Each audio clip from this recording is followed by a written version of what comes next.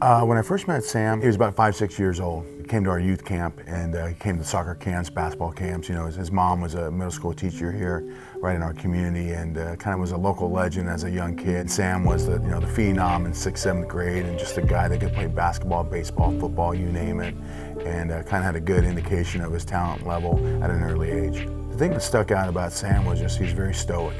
You know, didn't show a lot of emotion, but he was just by far the best player on the court, best player in the field, and every game that he played in, he was just the ultimate competitor. His parents had said, you know, be a man of action, not a man of words, you know, and there's a lot of guys out there in the quarterback's position, look at me and look what I can do and running around, and for Sam, we just, you know, on to the next play and let's continue to get better, you know, and that's kind of the way he was here at San Clemente High School and the way he was at USC, where, you know, he doesn't talk a whole lot, but when he does talk, you better listen. So, you know, when he was a sophomore, he was a starting point guard in the basketball team, was a league MVP as a sophomore.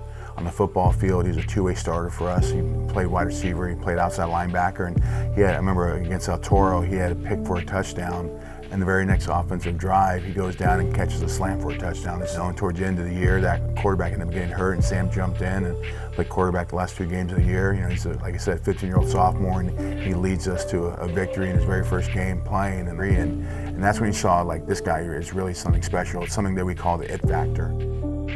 You know, junior year, he played 2 games. We were 2-0 with him, and unfortunately, in the 3rd game of the year, he fractured his foot, and so he was out for the rest of the year. He wanted to come back for football season, and I told him no. I said, you're going to save yourself for basketball and get ready to come back the following year. And he didn't like the response, but he also understood, let's look at the big picture and not the small picture. And I think, you know, being hurt and being on the sidelines, that's probably the first time in Sam's history where he ever wasn't involved in the game. And to be honest with you, I think he took the losses harder than a lot of the kids did during that time because he couldn't help. And I think for Sam, playing basketball and being that 2-sport athlete and being a captain and you know, league MVP in football, league MVP in basketball, just added to his legend about here's an ultimate competitor who wants to play as many sports as possible and represent our town, represent our school, and most of all, represent his last name. You know, and it was junior year going into senior year where things kind of really picked up for him, and you know, was able to go to Elite 11 and be part of that process, and you know, did a couple of camps as well, and things kind of started picking up for him from that standpoint.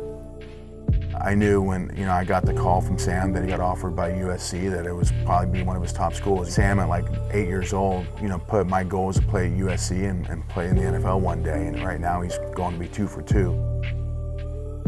One thing that kind of always sticks out to me was we were playing at Tascadero, and Sam had Coach Helen at that time, he was the offense coordinator, quarterback coach. He was coming to the game.